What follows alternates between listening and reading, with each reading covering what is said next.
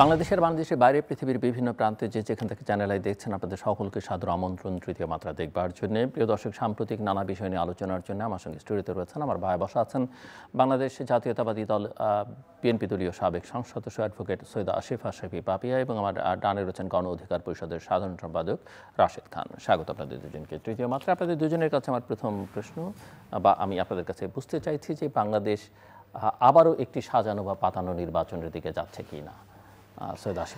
বাংলাদেশ তো অবশ্যই একটি সাধারণ পাতানো নির্বাচনের দিকে যাচ্ছে। ছাত্র সংসদ নির্বাচনে যেটা অভিজ্ঞতা হলো, 15 বছর হচ্ছে বিশ্ববিদ্যালয়ে ঢুকতে পারেনি প্রকৃত ছাত্ররা, প্রকৃত যারা রাজনৈতিক সংগঠন করে, গুপ্তচর বৃত্তি আর ছদ্মবেশীটা ছাড়া। তো যারা আওয়ামী লীগের দোসর হয়ে আওয়ামী লীগের সাথে গুপ্তচর বৃত্তিতে জড়িত থাকলো, যারা ছদ্মবেশীভাবে আওয়ামী লীগ হয়ে ইসলামী ছাত্র শিবিরের ছেলেরা নিজেদের ছেলেদেরকে শেল্টার দিয়ে একটা রাজনৈতিক পরিবেশ অন্ধকারাচ্ছন্নভাবে হলেও করার পরিবেশ দিল, ক্যাম্পাস থেকে তাদের বের হয়ে যেতে হয় নাই।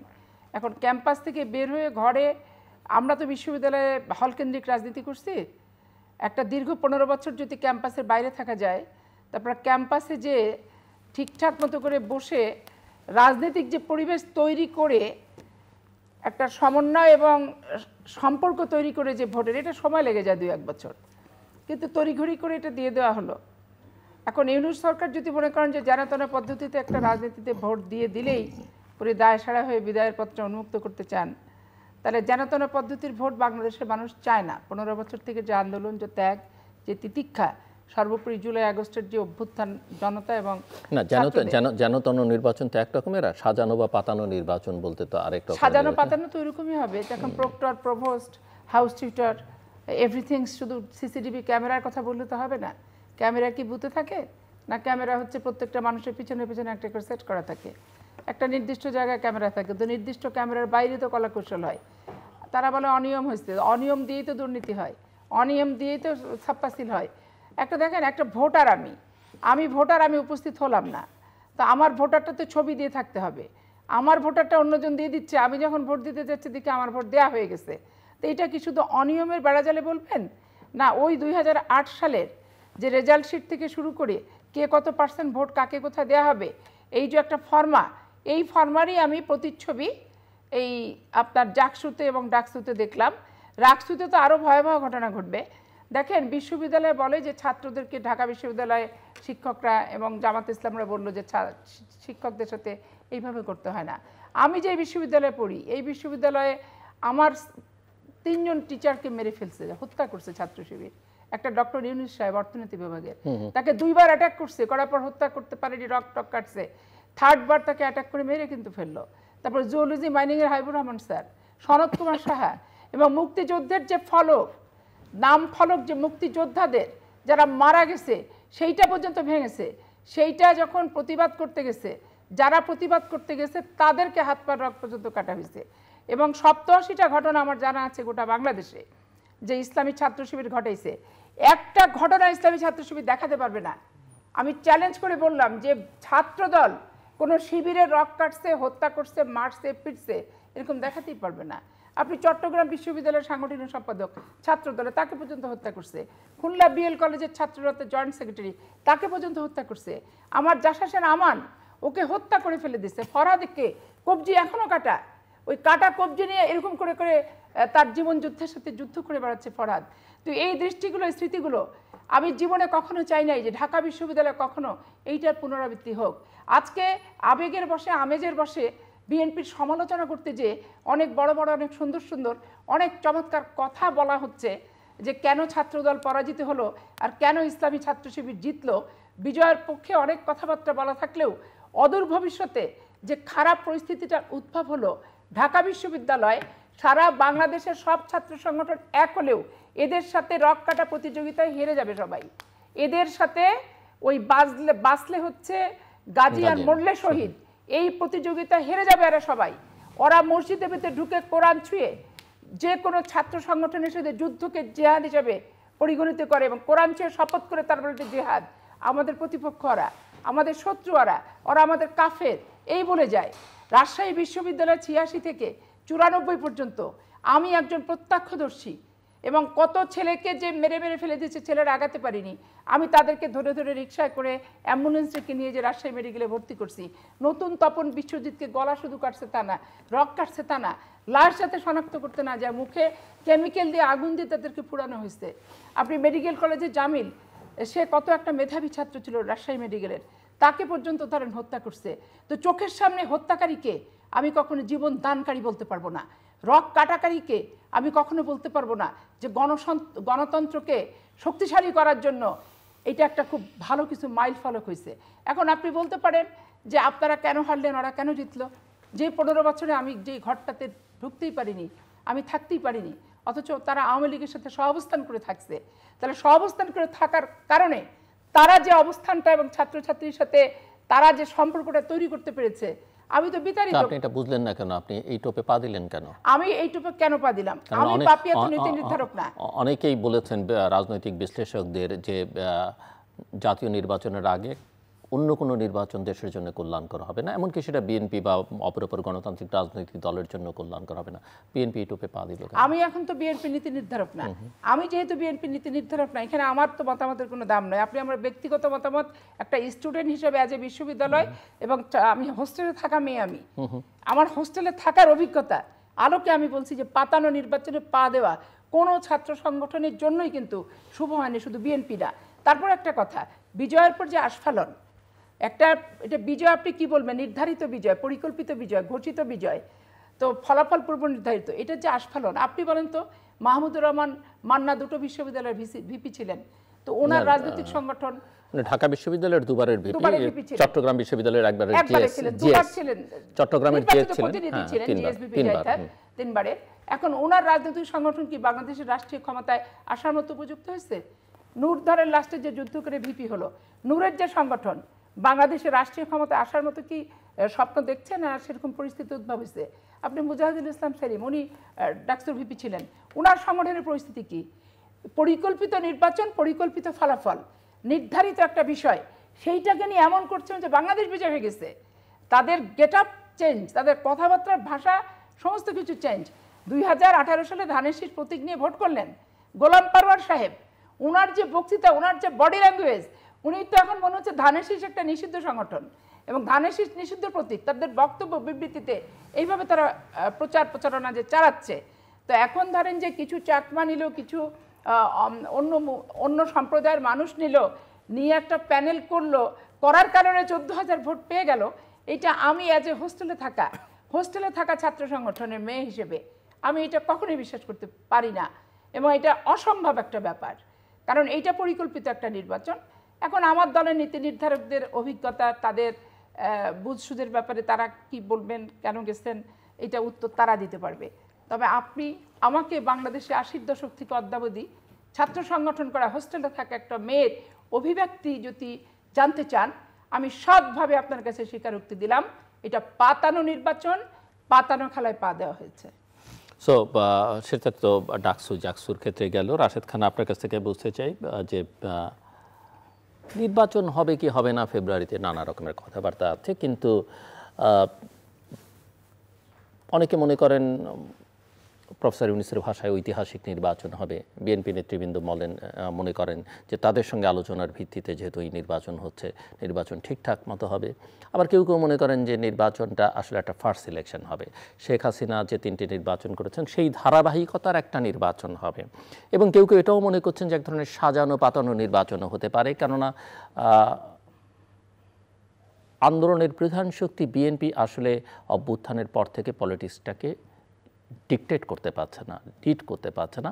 এবং এই যে নিউ ইয়র্কে 3টে দলের নেতৃবৃন্দকে প্রফেসর ইউনূস নিয়ে গেলেন, অনেকে মনে করেন ওখানেও একটা আন্ডারস্ট্যান্ডিং তৈরি করবার, যেহেতু তার ব্লেসিংস এনসিপির মধ্যে আছে, যদিও এনসিপি এখন আপনার দলের সঙ্গে আপনারা একসঙ্গে মার্চ করবেন সেই আলোচনাও আছে, জামাতও আছে এবং সেখানে বিএনপি আছে এবং বিএনপির মহাসচিবের মতো গুরুত্বপূর্ণ নেতা আছে। যদিও প্রথমে বোঝা গিয়েছিল যে বিএনপিকে একটু বোধহয় গুরুত্ব দেওয়া হচ্ছে, যে বিএনপির 2জন নিচ্ছেন, ওই দুটো দলের একজন করে, ঠিক যাবার আগ মুহূর্তে সমান 2-2-2-2, 3 দুগুণে 6।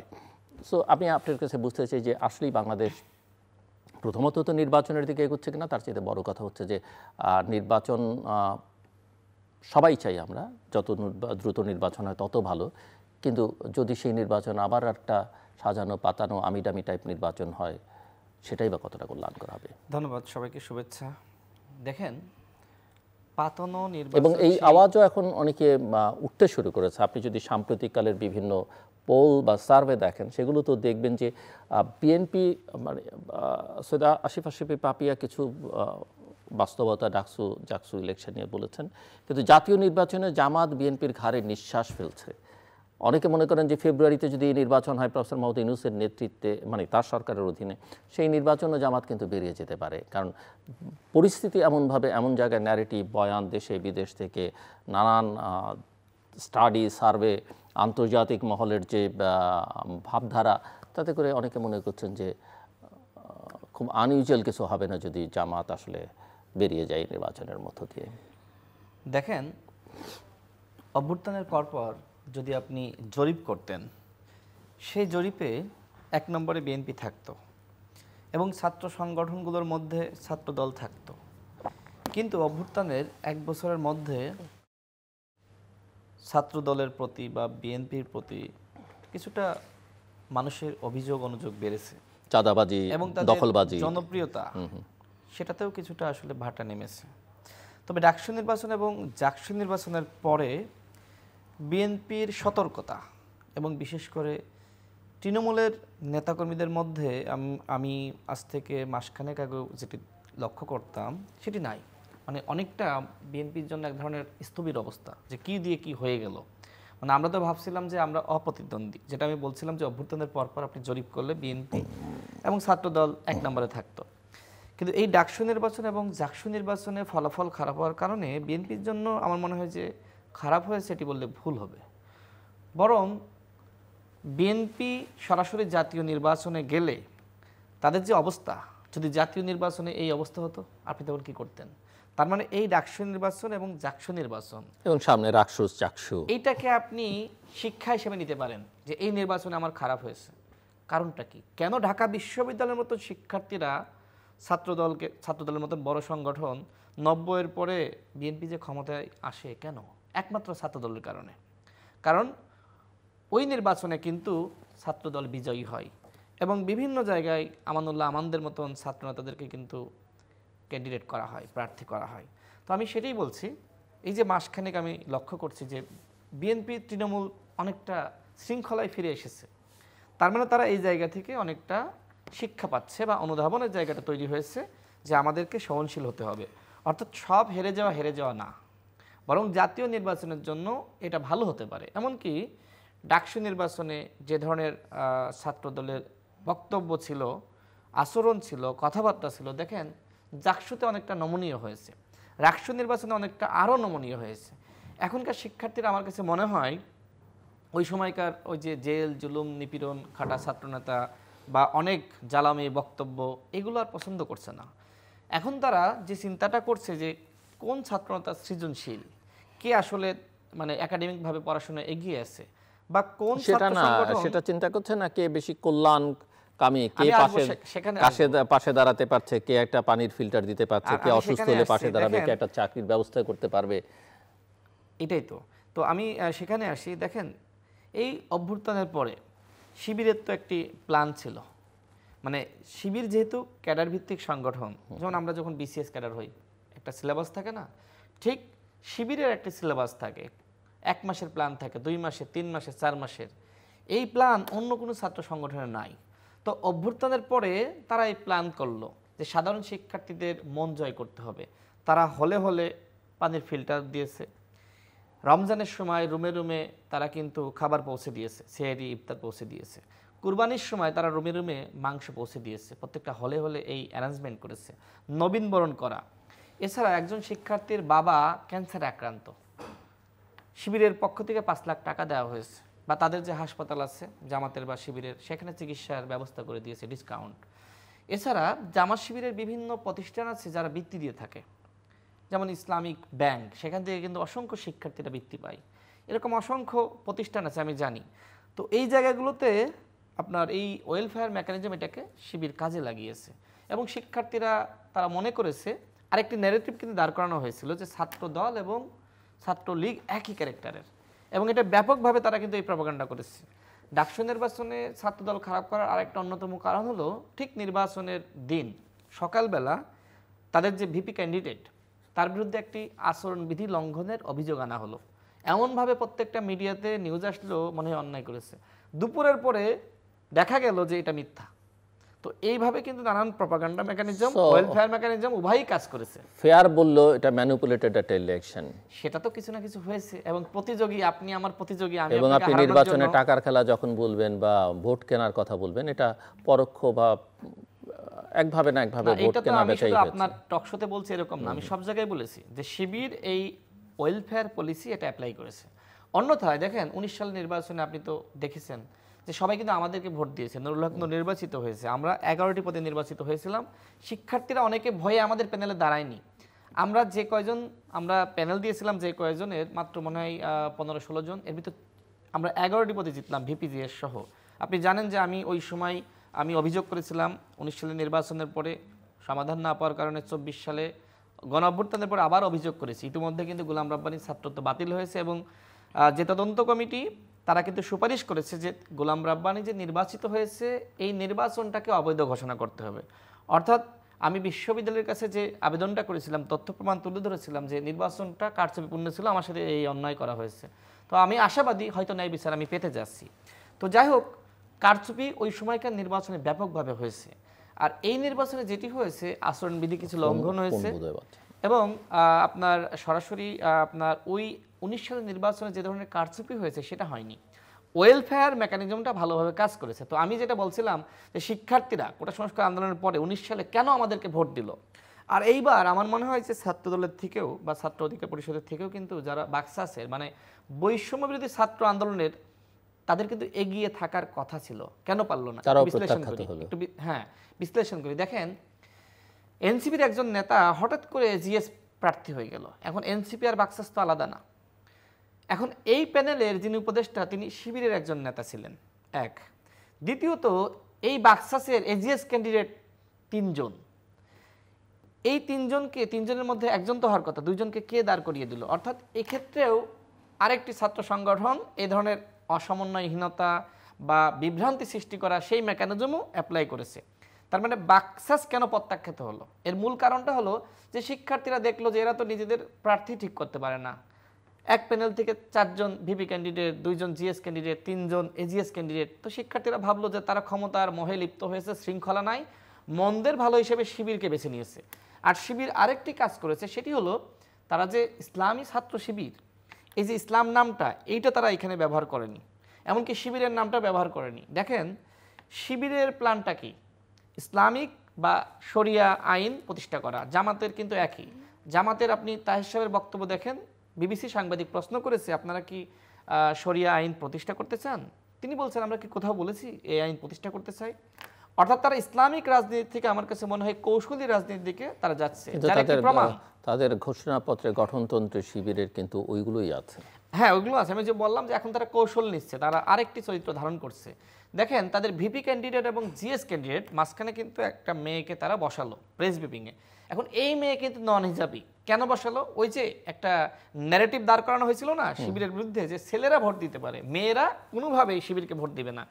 এই ন্যারেটিভ কিন্তু এই কৌশলে তারা ভেঙে ফেললো, এবং নারীদের ভোট কিন্তু তারা ব্যাপকভাবে পেয়েছে। অর্থাৎ শিবির এই পলিসিগুলো অ্যাপ্লাই করেছে। আমার কথা হলো যে শিবির এই যে রাজনৈতিক প্রতিযোগিতা থাকবেই, কৌশল বলেন, অপকৌশল বলেন, অর্থ খরচ করা বলেন, সেটা পজিটিভ ওয়েতে, অর্থাৎ ওয়েলফেয়ার মেকানিজম। এমন না যে তারা হাতে হাতে 500 টাকা 200 টাকার ভোটে লাইনে দিয়ে দিচ্ছে, অর্থাৎ বিপদ আপদে পাশে দাঁড়িয়েছে।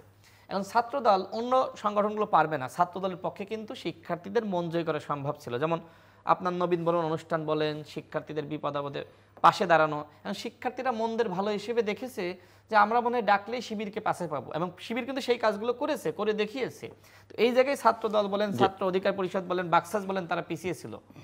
সো আমি আপনার কাছে প্রশ্ন ছিল, এই প্রশ্ন যেহেতু একটু সময় পরের বার দেন, যেটা জাতীয় নির্বাচনকে সামনে রেখে।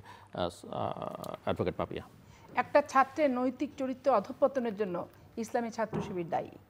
আমার অভাব থাকতে পারে, কিন্তু আমার অভাবের সুযোগ নিয়ে আমাকে কিছু সাহায্য করার পর ওই শেষ পর্যায়ে আমাকে শিবিরের ফর্ম ফিল আপ আর শিবিরকে ভোট প্রদানে যে বাধ্যতামূলক যেহেতু আমার অভাবে, আমার দৈন্যতায়, আমার দারিদ্রতায় আমার পাশে সাহায্য করছে, তাহলে একটা বাচ্চা শিশু যখন স্কুলে পড়ে, স্কুল থেকে কলেজে এই যে চরিত্র হননের যে প্রচেষ্টা ইসলামী ছাত্র শিবিরের, আমি আমার নিজের চোখে দেখা যে তারা হরিমোহন স্কুলের সামনে ইসলামী ছাত্র শিবিরে যারা কলেজে বিশ্ববিদ্যালয়ে পড়ে তারা ওখানে দাঁড়ায় থাকে যে ভালো ভালো ছাত্রদেরকে অমুক ইয়েতে ভর্তি হও, কোচিংয়ে অমুক জায়গায় ভর্তি হও, তোমাদের যদি টাকা পয়সা না থাকে আমরা টাকা পয়সা দিয়ে সাহায্য করছি, তারপরে তুমি এখানে কোথায়, তারপরে ম্যাট্রিক পাস করার পর যখন ইন্টারে যাওয়ার পর তখন তুমি লাইন কোনটা নিবা, ডাক্তার হবা না ইঞ্জিনিয়ার হবা না মেডিকেলে ভর্তি হবা, হলে এই লাইনে যাও, ওই কোচিং সেন্টারে যাও, এই কোচিং সেন্টারে যাও।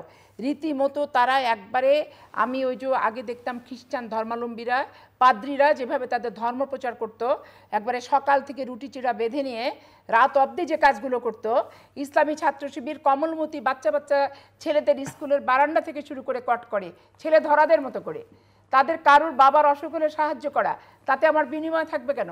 যে অদূর ভবিষ্যতে তোমাকে শিবিরই করলো, অতএব এই জায়গায় এসে আমার শিবিরকে ভোট দিতে হবে। আর সেখানে নির্বাচনের তফসিল ঘোষণা হয়ে যাওয়ার পরে কলের পাড়ি, মুরগির মাংস আর গোস্ত আর রুটি, এগুলো তো রীতিমতো অনিয়ম এবং অবৈধ। তফসিল হওয়ার পর প্রলোভন, লোভ লালসা আর উপকারের নাম করে এগুলো দেওয়া, এটা তো তফসিল বিরোধী এবং নির্বাচন বিরোধী কাজ। জাতীয় নির্বাচনের সময় আপনার মেয়র নির্বাচনের সময় রাজশাহীতে গ্যাসের লাইন উদ্বোধন করছিল শেখ হাসিনা।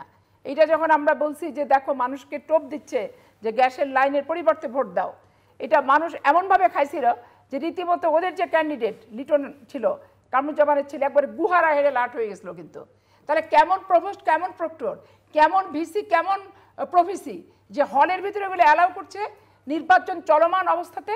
এই গরুর গোস্ত, হালু রুটি আর হচ্ছে ট্যাপের পানি, এটা তো না কেন বিশ্ববিদ্যালয় কর্তৃপক্ষ দিতে পারে না? বিশ্ববিদ্যালয় কর্তৃপক্ষ দেওয়ার এক জিনিস, আর কোনো সংগঠনের দেওয়া মানে কি? প্রলোভন। প্রলোভন মানে কি? আবার নৈতিক চরিত্র হনন। নৈতিক চরিত্র হনন মানে কি? রাষ্ট্র গঠনে আমাকে চরিত্রহীন নাগরিক হিসেবে তৈরি করা। এবং যেটা ইসলামী ছাত্র শিবির কমলমতি স্কুল থেকে শুরু করছে, কলেজের বাচ্চাদের কাছে শুরু করছে, বিশ্ববিদ্যালয়ের কোচিং সেন্টার নামে শুরু করছে।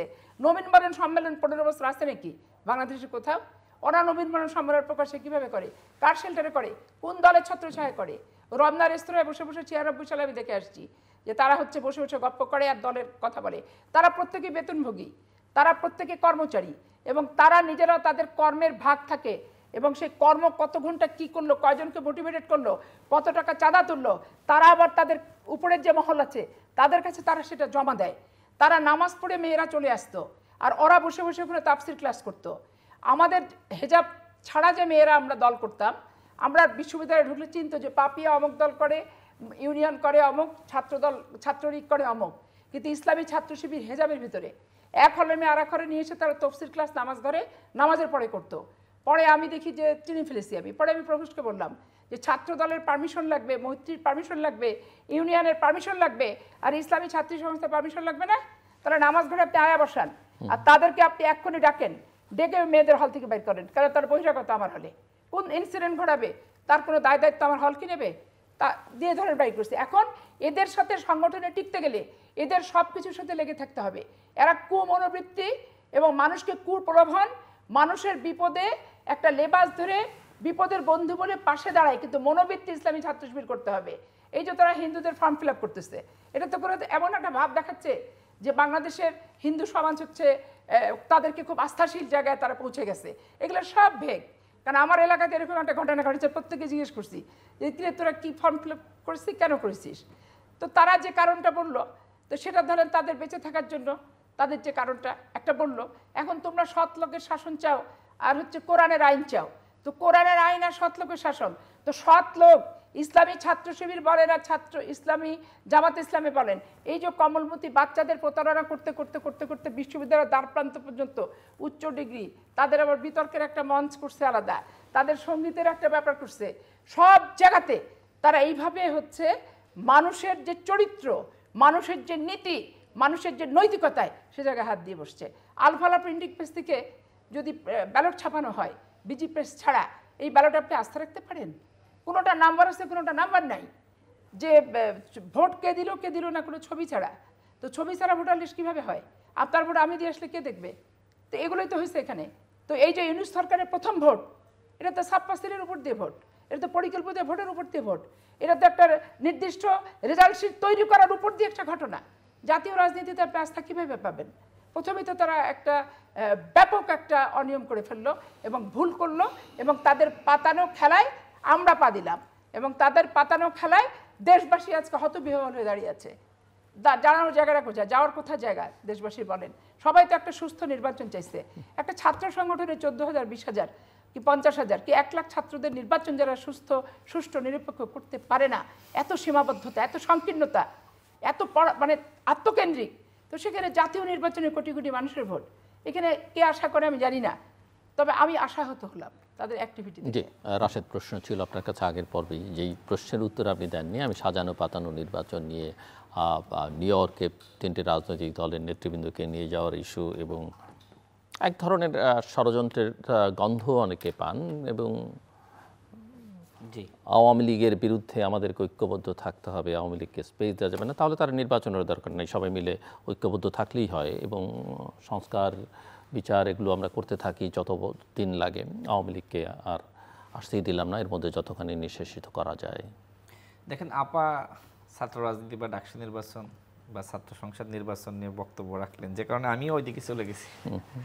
না ঠিক আছে, ওটা তো আপনি নিজেই বলেছেন যে সেখান থেকে শিক্ষা নেবার আছে। তো যাই হোক, আমার কাছে মনে হয় যে আগামীর জাতীয় নির্বাচনটা ব্যাপক চ্যালেঞ্জিং হবে। ইতিহাসের সব থেকে সেরা নির্বাচন হতে পারে, আবার ইতিহাসের সব থেকে খারাপ নির্বাচন হতে পারে। এর কারণটা কি? দেখেন শেখ হাসিনা 14 সাল, 18 এবং 24-এর নির্বাচনটা কেন করতে পারলো? এর কারণটা হলো যে শেখ হাসিনার কিন্তু প্রশাসন ছিল, তার কথা শুনেছে। এই কোটা সংস্কার আন্দোলনকে কেন্দ্র করে হাসিনার পতন হবে, সারা দেশের মানুষ নেমে যাবে, এটা কি কেউ জানতো না। তার মানে প্রশাসনের উপরে কন্ট্রোল থাকার কারণে, নিয়ন্ত্রণ থাকার কারণে সে কিন্তু সঠিকভাবে নির্বাচনটা করতে পেরেছে। এখন আসি অন্তর্বর্তীকালীন সরকারের প্রধান উপদেষ্টা বা এই উপদেষ্টাদের উপরে আসলে কি সব কিছু নিয়ন্ত্রণে আছে তাদের? আমার কাছে মনে হয় না। দেখেন, আমি নিজে প্রধান উপদেষ্টাকে বলেছি, স্যার, উপদেষ্টা পরিষদ নিয়ে একটি সরকার, আর অন্যদিকে আরেকটি অদৃশ্য সরকার। অদৃশ্য সরকারে কারা? রাষ্ট্রযন্ত্র, হাসিনার তৈরি যে ফ্যাসিবাদ, যেটা 16 বছরে সে তৈরি করেছিল, এখন সেটা কি আপনার নিয়ন্ত্রণে আছে স্যার? স্যার আমার কথা নোট করেছিলেন, স্যার নিজেও জানি, আমি তো অন্য উপদেষ্টাদের সাথে বা সরকারের গুরুত্বপূর্ণ যারা রয়েছে আমি তাদের সাথে আলাদাভাবে কথা বলি, যখন যমুনায় যাই, বৈঠকে যাই বা বিভিন্ন অনুষ্ঠানে দেখা হয়, তারাও কিন্তু অনেকটা আসলে স্বীকার করে যে অনেকে তাদের কথা শোনে না। যেমন সচিবালয়ে যারা রয়েছে সকল কর্মকর্তা তাদের কথা শোনে না। একটা উদাহরণ দিই, দেখেন আমি একদিন একজন উপদেষ্টার সাথে আমার খুব ভালো সম্পর্ক, তো একটা বিষয় নিয়ে আমি তার সাথে দেখা করতে গিয়েছিলাম, মানে সে আমাকে ডাকছিলেন, বলা যায় রাশেদ এসো একটু গল্প করব। তো কথা বলছি আমি, সেই অবস্থায় কয়েকজন সরকারি কর্মকর্তা ঢুকে পড়লো, সচিবও ছিল। তো আমি তো বিব্রত হলাম। পরে আমি আপনাকে বললাম, আপা তারা কি আসলে মানে আপনাকে ওইভাবে ইয়ে করে না? বলে দেখো এরা তো ঠিক মতো কথা শুনতে চায় না। মানে আমি কথা বলতেছি, সে একজন মন্ত্রী, অথচ তিনি কিন্তু ঢুকে পড়লেন। মানে তার ব্যস্ততা এমন যে উপদেষ্টার থেকে তিনি গুরুত্বপূর্ণ, এইরকম আর কি সব জায়গায়। তো এই জন্য আমার কাছে মনে হয় যে এই প্রশাসন, এই যে আপনার পুলিশ, এই যে র্যাব, বিভিন্ন বাহিনী একই রকম রেখে আসলে কি সম্ভব সুষ্ঠু নির্বাচন? দেখেন এই কথাগুলো আমরা কিন্তু সবসময় বলছিলাম যে সংস্কার কিন্তু সব জায়গায় দরকার। বিএনপির পক্ষ থেকে ওইভাবে জোরালো উচ্চারণ করা হচ্ছিল না। শেষমেশ আমি দেখলাম যে বিএনপির যিনি সিনিয়র যুগ্ম মহাসচিব রুহুল কবির রিজভী, তিনিও দেখলাম আমাদের ভাষায় কথা বলা শুরু করলেন। হয়তো তিনিও বুঝতেছেন যে প্রশাসন যদি এইভাবেই থাকে, এই যে আপনার গোয়েন্দা সংস্থায়, আমি যখন ঢাকা বিশ্ববিদ্যালয়ের সূর্য সেন হলের ছাত্র, আমি দেখেছি যে হলে যারা ছাত্রলীগ, যাদের মুক্তিযোদ্ধা কোটা আছে, যারা আওয়ামী পরিবারের, তাদেরকে এনএসআইতে নিয়োগ দেওয়া হয়, তাদেরকে পুলিশের এসআইতে নিয়োগ দেওয়া হয়। তো তাদের কয়জনকে চাকরিচ্যুত করা হয়েছে, সংস্কার কতজনকে করা হয়েছে, বা নিউ ইনক্লুশন কতজনকে করা হয়েছে, সব মিলিয়ে প্রশাসনটা এই সরকারের আউট অফ কন্ট্রোলে রয়েছে। তো এই জন্য আগামী নির্বাচনটা হতে পারে সব থেকে সেরা নির্বাচন, আবার সব থেকে চ্যালেঞ্জিং নির্বাচন। আরেকটা বিষয় বলি, দেখেন এই যে অন্তর্বর্তীকালীন সরকার রয়েছে, আপনি যেটি সন্দেহ করলেন, সন্দেহ করলাম না, আমি জাস্ট বুঝতে চাইছি আপনাদের কাছে। তো ঠিক আছে, অনুমান করতেই পারেন, একটা অবজারভেশন আপনারও থাকতে পারে। প্রভোগ করছি আপনাকে। আচ্ছা দেখেন, এই যে 3টা দলকে নিয়ে গেল, তাই না? তো এনসিপি একটি দল, যদিও আমাদের সাথে এখন তাদের আলোচনা চলছে, তারপরেও কিছু যৌক্তিক কথা তো আমাকে বলতে হবে, যেহেতু আমি রাজনীতি করি। এনসিপিকে আসলে কোন ক্যাটাগরি অনুযায়ী 3 নম্বর দল বানিয়ে বা তৃতীয় শক্তি হিসেবে তাদেরকে সাথে নিয়ে গেল? আবার প্রশ্ন হলো যে বিএনপির সংগ্রামী মহাসচিব, আমি তাকে সংগ্রামী বলি কারণ অনেক সংগ্রাম করেছেন, যখনই আন্দোলন শুরু হয়েছে তাকে অ্যারেস্ট করা হয়েছে। তার সততা, তার যোগ্যতা, তার ভূকাল নিয়ে কোনো প্রশ্ন নাই, তার শিক্ষাগত যোগ্যতা অন্যান্য নেতাদের তুলনায় তিনি অনেক স্মার্ট। তিনি এই মানে সফরে কেন গেলেন একটা প্রশ্ন কিন্তু আমার মনে হয় অনেকের আছে। অন্যান্য জামাতে দেখেন যে পর্যায়ের নেতাকে নেওয়া হয়েছে বা এনসিপির যাদেরকে নেওয়া হয়েছে, সেই জায়গায় আমার তো মনে হয় যে বিএনপি সরকার গঠন করলে বিএনপির পক্ষ থেকে আজকে যে প্রধান উপদেষ্টা যে জায়গায় গিয়েছেন একই মানে ভাবে তো মহাসচিব মির্জা ফখরুল ইসলাম আলমগীর যাওয়ার কথা ছিল, সেই সুযোগটা ছিল না। আমি জানি না তিনি নিজেকে নিজে ছোট করলেন নাকি আসলে তার দলের সিদ্ধান্ত, আই ডোন্ট নো। মানে এই সফরে আসলে তার মতো নেতা না অন্য কেউ গেলে কোনো সমস্যা ছিল না, বিএনপির ভাইস চেয়ারম্যান নাকি তিনি একজন পরাধীন মহাসচিব, কেননা এর আগে সংসদে নির্বাচিত হওয়ার পরে অন্যরা গেলেন, তিনি গেলেন না, আবার এখানেও তিনি গেলেন এবং তার দলের আরেকজন যিনি গেলেন, মানে আপনি যদি ওই কোয়ালিটি মান পজিশনের কথা বলেন সেখানেও একটা ব্যাপক পার্থক্য। আমি সেটাই বলছি যে এই ক্ষেত্রে বিএনপির ভাইস চেয়ারম্যান বা যুগ্ম মহাসচিব পর্যায়ের কেউ যেতে পারতো, যদিও বিএনপি তাদের দলীয় সিদ্ধান্ত নিয়েছে। তবে শুরুতে বিএনপি মনে এবং প্রথমে 2-1-1 পরে 2-2-2 সেটাই আসতেছি। বিএনপি শুরুতে মনে করলো মনে হয় আমাদেরকে সবথেকে সম্মান দেওয়া হচ্ছে, তো পরে তো দেখা গেল যে এনসিপি বলল বিএনপি কেন 2 জন যাবে, জামাত বলল বিএনপি কেন 2 জন যাবে, তারা কিন্তু একজন করে অতিরিক্ত অ্যাড করলো। এখন বাকি যে দলগুলো রয়েছে বাংলাদেশে, আপনারা যে 32টি দল নিয়ে ঐক্যমত কমিশনে আলোচনা করেন, বাকিগুলো কি দল না? তাহলে সরকারের কাছে আমার আহ্বান, যেহেতু অনৈক্য নৈরাজ্য বলছেন, জুলাই সনদ নিয়ে একমতে আসতে পারতেছি না, তো এখন জাতিসংঘ সফরে গিয়েছেন, তাদের নিয়ে সাইডলাইন বৈঠক করেন, একমতে আসেন, আর আমাদেরকে বলেন যে তোমরা কোনো দল না, তোমাদের কোনো গুরুত্ব নাই। দেখেন আমি কিন্তু প্রধান উপদেষ্টাকে আমি নিজেই বলেছি, আমি আবার খুব মানে সরাসরি কথা বলে ফেলি, তো এই জন্য অনেক উপদেষ্টা আমাকে পছন্দ করে না। তা আমি বললাম স্যার, এই যে 3টা দল নিয়ে আপনারা বৈঠক করেন, 4টা দল নিয়ে বৈঠক করেন, এরপরে আপনাদের উপদেষ্টারা বলে বাংলাদেশের সব থেকে বড় 4টা দল, তো এর মাধ্যমে তো স্যার বৈষম্য সৃষ্টি করা হচ্ছে, বাড়ানো হচ্ছে। আপনারা কিন্তু বৈষম্য বিরোধী ছাত্র আন্দোলনের ফলাফল, সুতরাং এই বৈষম্য কিন্তু আপনারা রাখতে পারেন না, ইনক্লুসিভ করেন। এই যে জাতিসংঘ সফরে সেখানে কি করতে পারতো, গণতন্ত্র মঞ্চের একজনকে নিতে পারতো, বিএনপির 2 জন, জামাতের 1 জন, এনসিপির 1 জন, তাই না, 12 দলীয় জোটের 1 জন, আমাদের 1 জন, ইসলামিক অন্যান্য দলের আরও 1 জন, বামপন্থী দলগুলো সিপিপির 1 জন নিতে পারতো, সব মিলিয়ে 12 জনের একটি টিম নিতে পারতো। আমি বুঝতে চাই যে এখানে গিয়ে এই সাধারণ অধিবেশনে এই টিমের মধ্যে গিয়ে কি লাভ হয়? পিকনিক ছাড়া আর কিছু না। এমন তো না যে প্রফেসর ইউনূস বিভিন্ন দেশের সরকার প্রধান বা রাষ্ট্রপ্রধানদের সঙ্গে বৈঠক করছেন মির্জা ফখরুলকে পাশে বসিয়ে, ব্যাপারটা তো এরকম না, বা আক্তার হোসেনকে পাশে বসিয়ে না। বিষয়টা আসলে দেখেন এইখানে আসলে কোনো গুরুত্ব নাই, এবং পৃথিবীর অন্যান্য দেশের প্রধানরা এইগুলোতে অনেক সময় যায় না। আমি দেখেছি যে আমাদের প্রধান উপদেষ্টা মানে বিদেশ মানেই তিনি ওইটাকে বেশি গুরুত্ব দেন। দেখেন তার এই সরকারের 13-14 মাসে এখনো পর্যন্ত বাংলাদেশের কোনো মিডিয়ায় তিনি সাক্ষাৎকার দেননি, কিন্তু দিয়েছেন 2-1টা একদম শুরু, মানে 2-1টাতে দিতে পারেন, কিন্তু প্রেস ব্রিফিং প্রথম আলো মানে মানব জমিনে মনে হয় দিয়েছিলেন, নিউজে সম্ভবত, এটা আলাদা, এটা এক্সেপশনাল আমার কাছে মনে হয়। কিন্তু ওই যে প্রেস ব্রিফিং বা মিডিয়াকে ফেস করা বা বিভিন্ন প্রোগ্রাম থেকে ফিরতেছেন মিডিয়ার সামনে একটু বক্তব্য রাখা, এটা উনি করেন না। কিন্তু এর আগে কিন্তু আপনার বেগম খালেদা জিয়া এমনকি শেখ হাসিনা এটা করেছে, মিডিয়াকে ফেস করেছে, বা দেশের বাইরে থেকে ফিরে তো শেখ হাসিনাও তো আপনার মিডিয়া ব্রিফিং করেছে, বেগম খালেদা জিয়া করেছে, কিন্তু প্রধান উপদেষ্টা এটা করেন না। তবে দেশের বাইরে গিয়ে ছোট ছোট ইউটিউব চ্যানেলকেও তিনি দেখি যে সাক্ষাৎকার দিয়ে বসেন। তো যাই হোক, এটা তার ব্যক্তিগত সিদ্ধান্ত। তবে এই মিটিংয়ে অ্যাকচুয়ালি আমার কাছে মনে হয় রাজনীতিবিদদের কোনো কাজ নাই, আমি নিজেই সমালোচনা করেছি। নাকি কোনো আন্ডারস্ট্যান্ডিং করার জন্য সেটা হতে পারে, আন্ডারস্ট্যান্ডিং যদি হয় ভালো। সামনের নির্বাচনকে মাথায় রেখে একটু সিট ভাগাভাগি, যে আসেন আমরা ভাগাভাগি এক থাকি, না হলে ফ্যাসিবাদ আবার ফেরত আসবে, আসেন আমরা এক থাকি। এবং দেখেন সরকার যদি সিট ভাগাভাগির সিদ্ধান্ত নেয় ভালো, আমার আপত্তি নেই। যদি বিএনপি জামাত এনসিপির মধ্যে সিট ভাগাভাগি করতে পারে এবং তারা 3টি দলই খুশি থাকে, আমরা তো চাই। তাহলে তো নির্বাচনের দরকার নেই, আপনারা জাতীয় ঐকমত্য কমিশনের সভায় বসে এই 32টি দল ভাগ করে নেন। না, সরকার তো সেটাই করছে।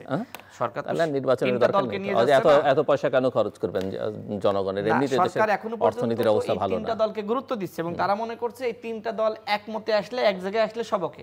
তো এই জন্যই বলছি যে সরকার যদি সিদ্ধান্ত নিয়ে ভাগাভাগি করতে পারে আমাদের কোনো আপত্তি নেই। এবং আমাদেরকে যে মানে এই এমপি মন্ত্রী হইতে হবে এইটাতেও আমরা বিশ্বাস করি না। আমরা মনে করি আমরা জনগণের কল্যাণে কাজ করছি, জনগণ যদি কখনো আমাদের এমপি মন্ত্রী বানায় আমাদের কোনো আপত্তি নেই। আমি আরো একটু বলি, এমপি মন্ত্রী হতে হলে তো নির্বাচনটা লাগবে। না আর নির্বাচন নির্বাচন শুধু না, মনোনয়ন তো লাগবে। তো দল মনোনয়ন না দিলে জনগণের প্রতিনিধি হওয়ার ভাগ্যে তো কুলাচ্ছে না আমাদের।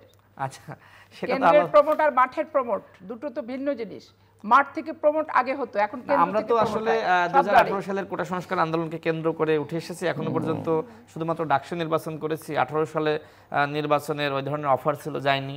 24-এর নির্বাচনে আমি কিন্তু অনেকবার বলেছি এই নির্বাচনে শেখ হাসিনা কিন্তু আমাকে এবং নুরুল হক নূর সহ আমাদের দলের কয়েকজনকে এমপি বানাতে চেয়েছিল, এবং মেজর জেনারেল ইব্রাহিমের বাসায় কর্নেল সরোয়ার নামের একজন যিনি পলিটিক্যাল দায়িত্বে ছিলেন, তিনি সরাসরি আমাদের 3 জনকে প্রস্তাব দিলেন যে আপনাদের আমরা এমপি বানাতে চাই। সেখানে মেজর জেনারেল ইব্রাহিম সাহেব তিনি রাজি হয়ে গেলেন, কিন্তু আমি এবং নুরুল হক নূর রাজি হইনি। অর্থাৎ এমপি মন্ত্রী হওয়ার অফার কিন্তু এসেছে। ঠিক আমি একটা জিনিস চিন্তা করি যে আমার একমাত্র কাজ কি এমপি মন্ত্রী হওয়া? অনেক এমপি মন্ত্রী তো আমরা দেখলাম, মানুষ কিন্তু যেভাবে অপদস্থ করলো বা যেভাবে গালিগালাজ করে অপছন্দ করে, আমার কাজটাকে আসলে রাজনীতি করা, জনগণের সেবা করা, জনগণের পক্ষে কথা বলা, নাকি আসলে ক্ষমতায় একমাত্র যাওয়াই আমার কাজ? তো আমি সেই জায়গা থেকে আমি মনে করি যে আসলে মানুষের জন্য কাজ করাটা আমার জন্য গুরুত্বপূর্ণ। আগামীতে এমপি মন্ত্রী হতে পারি বা না পারি, জনগণের বিরুদ্ধে যাওয়ার কোনো চিন্তা আমার নাই। তো আমরা চেষ্টা করছি সরকারকে সঠিক পথে রাখা। দেখেন, সরকারের সমালোচনা কিন্তু আমরা শুরু থেকে করে আসছি, সরকার যে ভুলগুলো করতেছে। কিন্তু আমরা মনে করি এই সরকার যদি ব্যর্থ হয় তাহলে আমাদের সবার জন্য আসলে ক্ষতি। হ্যাঁ, মনে করেন অনেকে আওয়ামী লীগের পক্ষে বিপক্ষে অবস্থান নিতে পারে, কিন্তু কথা হলো এই মুহূর্তে যদি সংস্কার বিচার ছাড়াই আপনার আওয়ামী লীগ ফিরে আসে এনিহাও কোনোভাবে, আওয়ামী লীগ তো আসলে এই দেশে আবার ক্ষমতায় যাওয়া, আবার ফেসিবাদ কায়েম করার চেষ্টা করবে। অর্থাৎ বিচারের পরে আওয়ামী লীগ তারা যদি ফিরে আসে সেটা আলাদা ব্যাপার, কিন্তু বিচারের আগে দেশকে একটি জায়গায় তো নিতে হবে। অর্থাৎ যে সংস্কারের স্বপ্ন আমি সেই জন্যই তো বললাম, সেই জন্যই একটা আন্ডারস্ট্যান্ডিং এর মধ্যে দিয়ে সবাই ভাগটাক করে নিলে অসুবিধা কি? আর এক অভিনব কায়দা না, দেখেন এখন আন্ডারস্ট্যান্ডিং নাই, এটা তো আপনি দেখতেছেন। জামাতের চাওয়া একরকম, জামাত কিন্তু চাই বিশেষ সাংবিধানিক অর্ডারে জুলাই সনদ বাস্তবায়ন, আর বিএনপি চাই যে এইটা আমরা হাইকোর্টে নিয়ে যাই, হাইকোর্টের একটা 106 অনুযায়ী আমরা বিচারকদের একটি মতামত নিই। আবার এনসিপি চাই গণপরিষদ নির্বাচন, অর্থাৎ তাদের ভিতরে মিল নাই। আওয়ামী লীগ বা বিএনপি চাওয়া পাওয়ার ভিতরে আমরা দেখেছি অনেক সময় তারা একটা জায়গায় আসছে, কিন্তু এখন যে আপনার জামাতের চাওয়া পাওয়া আবার এনসিপির চাওয়া পাওয়া মিল নাই। অর্থাৎ এখন যে অবস্থার মধ্যে রয়েছে আমার কাছে মনে হয় যে উর্বর গণতন্ত্রের চর্চা রয়েছে। এখন এইটাকে পুরোপুরি তো এক জায়গায় আনা সম্ভবপর হবে না, যদিও অনেকে চাচ্ছে আমরা একমতে আসি। দেখেন আসলে কি সম্ভব? ভিন্নমত থাকবে, এবং এই ভিন্নমতকে ঐক্যমতে আনার দায়িত্ব সরকারের, এবং এরপরে যদি সরকার একটি সুষ্ঠু নির্বাচন দেয় সেটা ভালো হবে। অন্যথায় সরকারের জন্য নানানমুখী চ্যালেঞ্জ রয়েছে, দলগুলোর মধ্যে অনৈক্য, প্রশাসনে এই যে আওয়ামী ফ্যাসিবাদ রয়েছে, সব মিলিয়ে আগামী নির্বাচন খুব বেশি সহজ হবে না। প্রধান উপদেষ্টা যেটি বললেন, আমি তো ছিলাম, তিনি বলছেন যে এই নির্বাচনটা ইতিহাসের সবথেকে সেরা নির্বাচন এবং আমরা নির্বাচনে মহা উৎসবে যেতে চাই। কিন্তু আমার কাছে যেটি মনে হয় যে সরকার এখনো ওই নির্বাচনী পরিবেশটা তৈরি করতে পারেনি। তাই সরকার ফেব্রুয়ারিতে নির্বাচন করতে চায়, কিন্তু নির্বাচনের আয়োজনের জন্য যে ধরনের আলাপ আলোচনা কথাবার্তা, এটা কি সরকার আসলেই করছে? কেউ যদি প্রশ্ন করেন আসলে নির্বাচন জিনিসটা কি, সেটাই ওনারা বোঝেন কিনা। না, এই উপদেষ্টা পরিষদের অনেকে তো এনজিও ব্যক্তিত্ব, মানতে হবে, শিক্ষক ছিলেন বা অন্যান্য একাডেমিশিয়ান, কিন্তু অ্যাকচুয়ালি রাজনীতির ক্ষেত্রে তাদের ওই পারদর্শিতা নাই। চিফ অ্যাডভাইজার জাতির উদ্দেশ্যে দেওয়া বক্তৃতায় বলছিলেন যে আপনাদের স্মরণ থাকবার কথা যে বাচ্চা কাচ্চাদের নিয়ে আপনারা ভোট কেন্দ্রে যান। ভোট কেন্দ্রে তো বাচ্চা কাচ্চাদের যাওয়া যায় না, তাই না? আমি যতদূর জানি উনি তো আসলে শিক্ষক ছিলেন, উনি আপনার একজন এনজিও সেক্টরের একজন ব্যক্তিত্ব এবং বিভিন্ন মানব কল্যাণে কাজ করেছেন। উনি আসলে অনেক কিছু সহজে চিন্তা করেন, যেটি আমি অন্যান্য উপদেষ্টাদের সাথেও কথা বলে দেখেছি যে স্যার অনেক সহজ পথে চিন্তা করেন। কিন্তু বাংলাদেশের এই রাজনীতি এত সহজ না। অর্থাৎ উনি ভাবছেন যে আগামী নির্বাচনে মানে দলগুলো ওনাকে সহযোগিতা করবে। দেখেন, প্রশাসন যা করার করুক, কিন্তু রাজনৈতিক দলগুলো যদি আগামী নির্বাচনে ওনাকে সহযোগিতা করে একটি ভালো নির্বাচন হবে। কিন্তু আমার কাছে মনে হয় না যে এই দেশের মানুষ এত ভালো হয়ে গেছে যে ভোট কেন্দ্র দখল করবে না, বরং সুযোগের অভাবে সবাই চোট থাকে।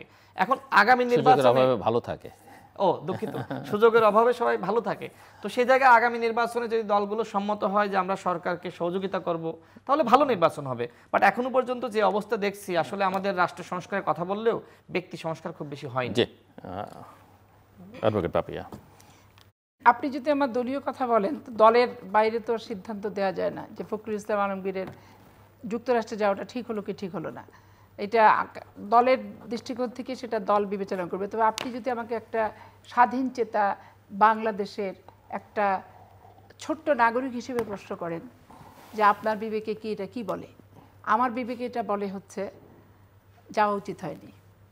কারণ এই সরকারের যে দায় দায়িত্ব কিছু, তার কোনটা নেগেটিভ কোনটা পজিটিভ। এবং এখানে এই যাবার আগে একটা প্রেস কনফারেন্সে প্রেস সেক্রেটারি বলছিলেন যে এরা সরকারের অংশ, তাই তাদের এই রাজনৈতিক দল তার দায়ভারটা আমি কেন নেব?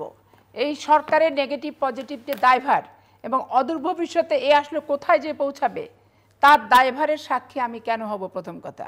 আর দ্বিতীয় কথা, আমাকে মেহমান আর অতিথি করেই যদি নিয়ে যায়, তাহলে আমার নিরাপত্তা, আমি কোন গেট থেকে বেরোবো আর কোন গেট থেকে আমাকে বের করা হচ্ছে, এইটা তার প্রোটোকল এবং যে দূতাবাস তারা সম্পূর্ণরূপে কিন্তু ফেল করলো। তাহলে যেই ভদ্রলোক আমাকে মেহমান করে তার বাড়িতে কি তার একটা জায়গায় নিয়ে যাচ্ছে, তো সেই জায়গাটা তো তার জন্যই নিরাপদ না। আমার নিরাপত্তা, আমার কি মেহমানদারি, কি আপ্যায়ন, কি সম্মান উনি দেওয়ার ক্ষমতা রাখে? উনি যে কোনো প্রকার দাওয়াত দেওয়ার আমার উপযুক্তই না, এটা তো ধরেন হাউকাও এবং যেই গেট দিয়ে বের হওয়ার কথা সেটা বাদ দিয়ে অন্য গেট দিকে নিয়ে গেল। সবচেয়ে মজার ব্যাপার যে জামাত ইসলামের গায়ে কোনো ছিটাফোটাই পড়লো না। তাহলে ওই দূতাবাসে তাদের নিজস্ব লোক আছে এবং যাদেরকে স্মুথলি সুন্দর করে বের করলো, তার ভিতরে আবার দুখানটা লোক দিয়ে দিল যে তারা যারাকে আর হচ্ছে এনসিপির নেতাকে আর ফখরুল ইসলাম আলমগীরের সাথে দেখেন তাদেরকে নিরাপদে নেওয়ার ব্যবস্থা করছে। আরে তোমাদেরটা নিরাপদে চলে গেল, আমি রাস্তার উপর 3 জন হেনস্থা হচ্ছি আর তোমার লোক আমাকে এটাও একটা প্রচার দেখেন। তাইলে এটা সাবোটাজ কিনা আপনাকে ভেবে দেখতে হবে, বুঝতে হবে। এবং আমাদের রাজনৈতিক নেতৃবৃন্দরা এই বর্তমান সরকারের সাথে যাওয়াটা কতটুকু উপযুক্ত এবং যাওয়াটার ন্যায্য অন্যায্যর পরবর্তীতে কিন্তু হিসাব নিকাশের বিষয় এখানে খুব পরিষ্কারভাবে কিন্তু করতে হবে। কারণ রাজনৈতিক সংগঠনে বারবার ভুল হলে এই ভুলটা কিন্তু নিজের জন্য খুব বুমেরাং হয়ে যায়। আর ভুল থেকে যদি আমি সংশোধিত না হই, সঠিক সিদ্ধান্ত নিতে আমি ব্যর্থ হই, তাহলে তো ইতিহারে রাস্তা করে আমি নিজেই পতিত হয়ে যাব। দেখেন ওখানে যারা একটা মেয়ে ওকে নিয়ে যে অশালীন অসভ্য কথাগুলো বলল, তো আমেরিকা নিউ ইয়র্কের মতো একটা বিদেশি দেশের রাষ্ট্রের এই ধরনের ল্যাঙ্গুয়েজ ভাষা কি চলে? মেয়েদের রাজনীতিটা কোথায় নিয়ে গেছে দেখেন। আমরা আজ থেকে 30 বছর আগে যখন শুরু করছিলাম, যেই দৃষ্টিভঙ্গিটা পুরুষ শাসিত সমাজে দেখে আসছি, সেই পুরুষ শাসিত সমাজের দৃষ্টিভঙ্গিটা এখন পর্যন্ত আমি চোখে দেখছি। আপনি আজকে সংস্কার কমিশনের কথা চিন্তা করেন, ওনারা কি করে, হাই হুই ফাই ফুই করে, কটা ফাইল নেয়, ঢোকার সময় মিডিয়ার ছবি দেয়, ওখানে সেরাটন সোনাগায়ে ভাত খায়, বের হওয়ার সময় আবার কিছু মিডিয়ার ছবি দেয়, হো হা করে চলে যায়। কিন্তু দেখেন আজকে নারীদের নিয়ে কোনো নারী প্রতিনিধিদের সাথে তারা বসছে, ডাকছে? তাহলে এই 52% ভোটার যে নারী, কি 51%, আজকে এদের মালিক কারা? এদের মালিকই পুরুষ শাসিত সমাজের পুরুষরা। আপনি মনোনয়নের ক্ষেত্রে দেখেন মেয়েদের কত ক্রাইটেরিয়া, বাপের বাড়ির ক্রাইটেরিয়া, শ্বশুর বাড়ির ক্রাইটেরিয়া, রাজনীতি ছোটোবেলা থেকে করে আসার পর রাজনৈতিক কর্মীর সাথে যদি বিয়ে করি, রাজনৈতিক সুবিধার্থে যে অন্ততপক্ষে রাজনীতি করার পারমিশনটা পাবো, মিছিল মিটিং করে ঘরে ফিরতে পারবো, স্বামীর সাথে ক্যাচাকেচি হবে না, সন্দেহ দূরত্ব হবে না, এই কারণে সমমনাকে বিয়ে করাটা এখন পাপের প্রায়শ্চিত্ত করা, মানে নিজের স্বীকৃতকে গলা টিপে হত্যা করে সমস্ত এখন স্ত্রী হিসেবে শুধু পরিচিতি দিতে হবে। আমি অমকের স্ত্রী, আমি অমকের স্ত্রী। বর্ণাঢ্য জীবন, নির্বাচিত প্রতিনিধি, রাজপথে লড়াই করার স্মৃতি সব কিছু মুছে ফেলে দিতে হবে। তো বাংলাদেশের সভ্যতা সংস্কার কমিশন কোথায় আনতেছে?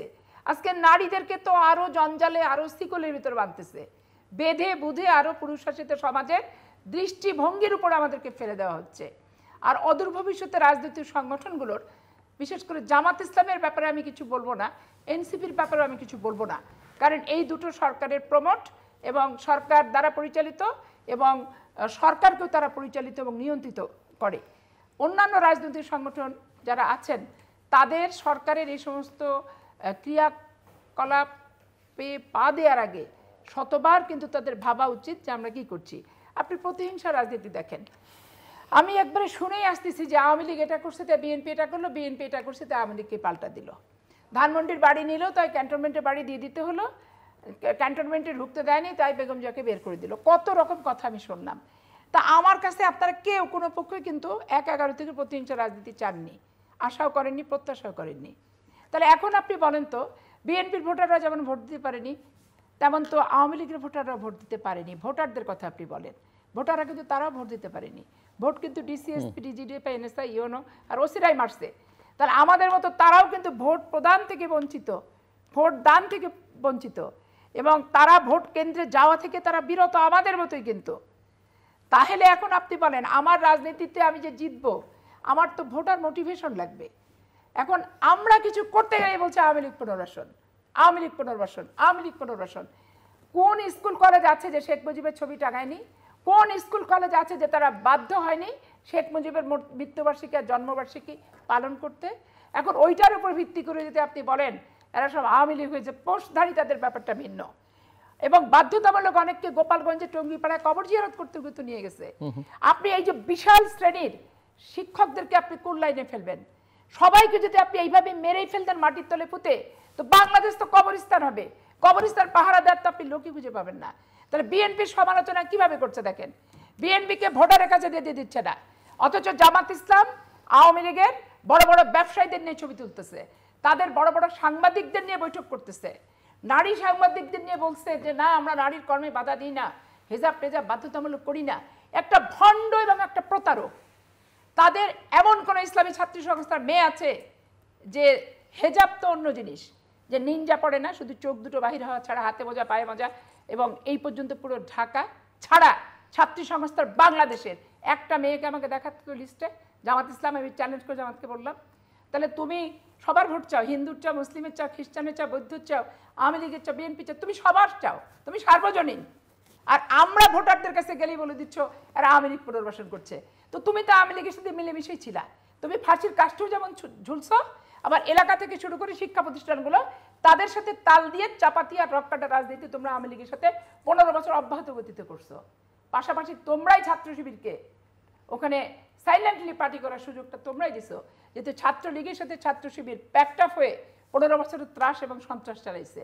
আবার যখন গণ আন্দোলন হয়েছে দেখেন মাঝখানে এসে সুসুর করে ঢুকে গেছে, ওদের কাছে সবচেয়ে বেশি নাকি সার্জিস আর ইয়েরা সাহায্য বেশি পাইছে, হাসনাতেরা তাদের কাছে বেশি ছাত্র। এরা কি আলাদিনের আশ্চর্য প্রদীপ আছে? এই যে ভণ্ড, প্রতারণা, প্রতারক, এবং আপনি এদেরকে যেই লেভেল লাগাই দিবে কোনো সমস্যা নাই, এদের যেই পাত্রে আপনি লাল, নীল, সবুজ, হলুদ, সাদা পানি ঢেলে দেন সব এক কালার। এই যে একটা পরিস্থিতি, এতে গোটা বাংলাদেশ বিভীষিকা। ভোটাররা কোথায় যাবে ভাই? আওয়ামী লীগের 300 সিটে 15 বছরের এমপিরা অবৈধ, এবং এদের সাংবিধানিকভাবে এবং ফৌজদারি ক্রিমিনাল অফেন্সেতে শাস্তি হওয়া উচিত, প্রত্যেকটা বিভাগের প্রধানের শাস্তি হওয়া উচিত, এবং যতগুলো হত্যা হয়েছে তাদের হত্যা মামলার আসামি তাদের হওয়া উচিত। কিন্তু আমাদের সাথে সাথে যে সাধারণ ভোটারগুলো ভোট দিতে পারলো না, এদেরকে আপনি কোন ক্রাইটেরিয়া, কোন পাল্লায় ফেলবেন? তাদের সাথে আপনি একটা ক্যান্ডিডেটকে মিশতে গেলে আপনি বলবেন যে হচ্ছে আমি আওয়ামী লীগ পুনর্বাসন করছি, আর তুমি যে ফর্ম ফিল আপ করাচ্ছ, তুমি যে তার সম্পত্তি পাহারা দিচ্ছ, তুমি তার পুকুর আর জলমহল খানিকটা ভাগ নিয়ে শেল্টারে রাখছো, সেটাকে আমি কি বলবো? এই জন্য বাংলাদেশে বিএনপিকে কিছু ক্ষেত্রে চাঁদাবাজির অভিযোগে অভিযুক্ত হতে হচ্ছে। কিন্তু এত ছদ্মবেশী চাঁদাবাজি জামাত ইসলাম করছে যেটা ধরা ছোঁয়ার বাহির। এনসিপি করলে বোঝা যায়, বিএনপি করলে বোঝা যায়, নুরের দল চাঁদাবাজি করলে বোঝা যায়, কিন্তু জামাত ইসলাম কেমন জানেন? যে রক্তে রক্তে, রগে রগে, রগে রগে, যেরকম রগ যেরকম খাপ, ওরকম কেঁচোর মতো করে করে করে করে কিলবিল কিলবিল করে এমন সুন্দর করে আছে আপনি খুঁজেও পাবেন না, বুঝতে পারবেন, খুঁজতে পারবেন না। প্রমাণ দিতে গেলে তখন আপনাকে এত বেশি জোড়ায় সেটাই আছে যে যার সাথে করছে তাকে যখন আমি হাজির করব তার প্রাণনাশের পর্যন্ত সম্ভাবনা আছে। তো আমি তো ওই চাঁদাবাজি প্রমাণ করতে যে একটা ব্যক্তির প্রাণনাশের বন্দোবস্ত আমি করব না। আমি রাষ্ট্রের নিরাপত্তা, নাগরিকের নিরাপত্তা, গণতন্ত্রের নিরাপত্তা, সার্বভৌমত্বের নিরাপত্তা, এইটার জন্য তো আমি প্রতিশ্রুতিবদ্ধ জনগণের আদালতে, জনগণের কাছে যতদিন বেঁচে থাকবো। তো বাংলাদেশে আপনি যাই বলেন, ডক্টর ইউনূসের প্রতি কে যতই আস্থাশীল হোক, যাই করুক, আমি রাষ্ট্রের নাগরিক হিসেবে, একটা ক্ষুদ্র ব্যক্তি হিসেবে আমার বিন্দুমাত্র কোনো ক্ষেত্রে কোনো প্রত্যাশা নেই, এবং আশা পূরণ করতে পারবে বলে আমি আশাও করি। শেষের দিকে জাস্ট 2 মিনিট সময় ক্লোজিং রিমার্কসের জন্য। দেখেন, আমরা হয়তো নিজেদের ভিতরে তর্ক বিতর্ক করবো, এটা খুব স্বাভাবিক এবং ডেমোক্রেসিতে এটা থাকবেই। তারপরেও দেশের কল্যাণে আমাদের একটা জায়গায় একমতে আসতে হবে, এবং প্রধান উপদেষ্টার উপরে আস্থা অনাস্থা তো থাকবেই, স্বাভাবিক। তবে তার অনেক দায়িত্ব। আমার কাছে মনে হয় যে সরকার আসলে যতটুকু পারত, সরকারের অনেক উপদেষ্টারা ইচ্ছাকৃতভাবে অনেক কিছু করেনি।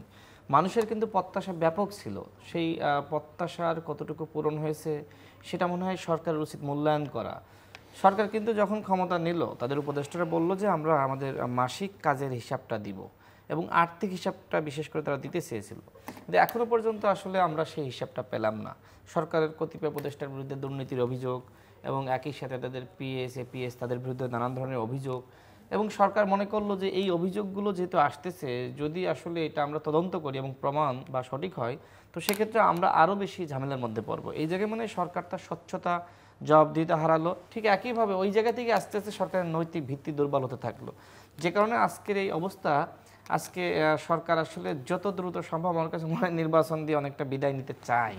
যদিও সংশয় সন্দেহ থাকবে, খুব স্বাভাবিক, কিন্তু আমি যতটুকু তথ্যপত্র আমার কাছে আছে বা আমি কথা বলেছি, তারা মনে করছে যে নির্বাচন না হলে তাদের জন্য বিপদ। তারা মনে করে যদি আওয়ামী লীগ নির্বাচনের আগে নানান ধরনের আনস্টেবল পরিবেশ সৃষ্টি করে, বিশেষ করে আপনি এখন দেখেন যে আওয়ামী লীগ কিন্তু এখন নামতেছে বিভিন্ন জায়গায়, তাদের মিছিলে যারা গ্রেপ্তার হচ্ছে ঠিক আছে, তারপরেও কিন্তু আওয়ামী লীগ বিভিন্ন জায়গায় নামতেছে। এই যে একটা ভয় কিন্তু তাদের মধ্যে তৈরি হয়েছে যে আওয়ামী লীগকে আসলে নির্বাচনের আগে তারা কি ব্যাপক মাত্রায়, যেহেতু তাদের হাতে অর্থ রয়েছে, তাদের হাতে অস্ত্র রয়েছে, তারা কি আসলে দেশকে আনস্টেবল একটা জায়গায় নিয়ে যাবে কিনা, সেই জায়গা থেকে সরকার অন্য দলগুলোকে গুরুত্ব দিক বা না দিক, জামাত এবং বিএনপিকে একই সাথে হাতে রাখতে চায়। মনে করেন কোনো একটা কারণে বিএনপি ক্ষুব্ধ হয়েছে, জামাত খুশি, হঠাৎ করে বিএনপিকে খুশি করার জন্য সরকার পাগল হয়ে যায়। আবার অন্যদিকে আপনার বিএনপি খুশি, জামাত অখুশি, যেটা আমরা জাতিসংঘ সফরে দেখলাম, তাদেরকে খুশি করার জন্য মানে পাগল হয়ে যায়। সরকারের মধ্যে এই খুশি করার প্রবণতা, এই কারণে সরকার মূলত কোনো স্বচ্ছতা জবাবদিহিতা আসলে নিশ্চিত করতে পারেনি। জি, অ্যাডভোকেট পাপিয়া। আমি স্পষ্ট করে একটা শেষ কথা বলতে চাই যে রাজনীতিবিদদের হাতে রাজনৈতিক ক্ষমতা থাকতে হবে, তবে হস্তান্তর হবে একবারে পরিচ্ছন্ন একটা প্রক্রিয়ার ভিত্তিতে। এই 50 বছর কোনো পরিচ্ছন্ন প্রক্রিয়া না থাকার কারণে 5 বছর অন্তর অন্তর রক্তক্ষরণ, হত্যা, লাশ আর চট দখলের মতো রাজনীতির পুনরাবৃত্তি বাংলাদেশের মানুষ আর চায় না। সেই স্বচ্ছ প্রক্রিয়াটা কি এই প্রক্রিয়া নিয়ে বহুত জ্ঞান দিচ্ছে 11 থেকে, ওই আসিফ নজরুল থেকে শুরু করে আদিলুর রহমান শুভ্র থেকে শুরু করে ওই বন্যা থেকে শুরু করে আর যারা যারা আছে ডক্টর ইউনুস থেকে শুরু করে সবাই বহুত বয়ান দিচ্ছে। এই বয়ান টয়ান আর অতীতের শুনতে চাই না। এখন বাস্তবায়ন যদি করতে না পারে এরা, তাহলে এদের 11 থেকে শুরু করে যে সমস্ত বয়ান একবারে কড়াই গন্ডায় সমস্ত বয়ান কিন্তু ওনাদেরকে ফেরত দেওয়া হবে। এবং এই বয়ান যদি পরিপূর্ণ নিজেরা নিজেদের বয়ান করতে না পারে, তাহলে ওই জায়গায় যাওয়ার তো খায়েশটা কেন? আর ওই জায়গায় যাওয়ার পরে যদি দুরূহ বিষয় হয়ে থাকে, তাহলে অন্যের সমালোচনাটা কেন? আর স্পষ্ট বিএনপি প্রতিহিংসা রাজনীতি করতে চাচ্ছে না, করতে চায় না, এখান থেকে মুক্তি চায়। তো এই যে বিএনপির গায়ে লেবেল লাগা দেওয়া হচ্ছে সবসময়, অমুককে পুনর্বাসন, তমককে পুনর্বাসন, অমকের সান্নিধ্য, তমকের সান্নিধ্য, এইগুলো এই অপসংস্কৃতির রাজনীতি, অপরাজনীতির হাত থেকে পরিহার দেশের মানুষ দেখতে চায়। আর তৃতীয় কথা হচ্ছে, সব কথার শেষ কথা, যে বাংলাদেশে ক্ষমতা হস্তান্তর খুবই পরিচ্ছন্ন, খুবই পরিষ্কার, খুবই সার্বজনীন এবং পৃথিবীর ইতিহাসে বিরল একটা ক্ষমতা হস্তান্তর প্রক্রিয়া প্রতিষ্ঠিত করে রেখে যাক এই সরকার, এটাই সকল মানুষের প্রত্যাশা। এই জন্য মুগ্ধ আর আবু সাইদদের আত্মাহুতি, মুগ্ধ আবু সাইদের আত্মাহুতি সহ 1400 জনের আত্মাহুতির যদি মূল্যায়ন করতে হয়, তাহলে হস্তান্তর প্রক্রিয়া যথার্থ এবং সঠিক হতে হবে। এর কোনো বিকল্প নাই, বিকল্প থাকতে পারে না, বিকল্প হতে পারে না। দর্শক অনুষ্ঠানের শেষ প্রান্তে আমরা সামাজিক যোগাযোগ মাধ্যম ফেসবুক, এক্স এবং ইউটিউবে তৃতীয় মাত্রা লাইভ স্ট্রিম হচ্ছে, আপনারা দেখতে পারেন। টেলিভিশনের পর্দায় দেখতে না পারলে যে কোনো সময় যে কোনো স্থান থেকে ইউটিউবে তৃতীয় মাত্রা চ্যানেলটি সাবস্ক্রাইব করে এই পর্ব বা পুরনো পর্বগুলো আপনারা দেখতে পারেন। মিস্টার রাশেদ খান এবং অ্যাডভোকেট সৈয়দ আশিফ পাপি, অসংখ্য ধন্যবাদ এই আলোচনা অংশ নেওয়ার জন্য। দর্শক, এটা একটা কথা চালু আছে যে যে যায় লঙ্কায় সেই হয় রাবণ, এবং এটা আমরা দেখলাম বাংলাদেশের ইতিহাসে। আমরা অনেক সময় রাজনীতিবিদদের দোষারোপ করি, কিন্তু সুশীল শিক্ষিত বলে যাদেরকে আমরা বা যারা প্রতিনিয়ত টেলিভিশনে বা পত্রপত্রিকায় রাজনীতিবিদদের সবক দিয়েছেন, তারাও যখন ক্ষমতায় গেছেন বা এখনও আছেন, তাদের ক্ষেত্রে ওই একই প্রবণতা আমরা দেখি, এবং কখনো কখনো সেটা আরও ভয়ঙ্করভাবে দেখি। কেননা রাজনীতিবিদদের তো তবু জনগণের সঙ্গে এক ধরনের সম্পর্ক থাকে, কিন্তু এই সুশীলদের বা যারা রাজনীতির বাইরের মানুষ বা তথাকথিত শিক্ষিত এলিটদের আসলে জনগণের সঙ্গে সেই রকম সম্পর্ক থাকে না, এবং তার একটা কুফল কিন্তু আমরা এখন ভোগ করছি। যে কারণেই এই প্রশ্নটা ঘুরে ফিরে বারবার আসছে যে আগামী নির্বাচনটা কেমন হবে।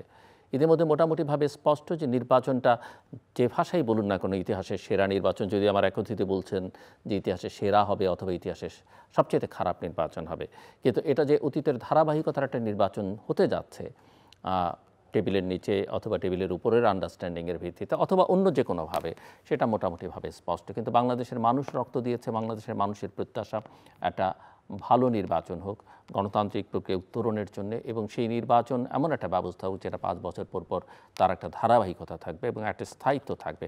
অন্য সব সংস্কার বাদ দিলে এই একটা সংস্কারের দিকে আসলে মনোযোগ দেওয়া উচিত ছিল, কিন্তু আমরা সেটা লক্ষ্য করিনি, এবং কেন সেটা দেখা যাচ্ছে না সেটাও মোটামুটিভাবে স্পষ্ট। কিন্তু এখন জনগণের এবং জনগণের নেতৃত্ব যারা মনে করেন যে জনগণের সঙ্গে তাদের সম্পর্ক আছে, জনগণের দায়িত্ব তাদের উপরে, তারা সেই নির্বাচনের জন্যে তৎপর হবেন, সচেষ্ট হবেন, যা যা করবার দরকার সেটা করবেন, এটাই প্রত্যাশা। আমাদের সঙ্গে থাকবার জন্য অসংখ্য ধন্যবাদ, আপনাদের সবার জন্য শুভকামনা।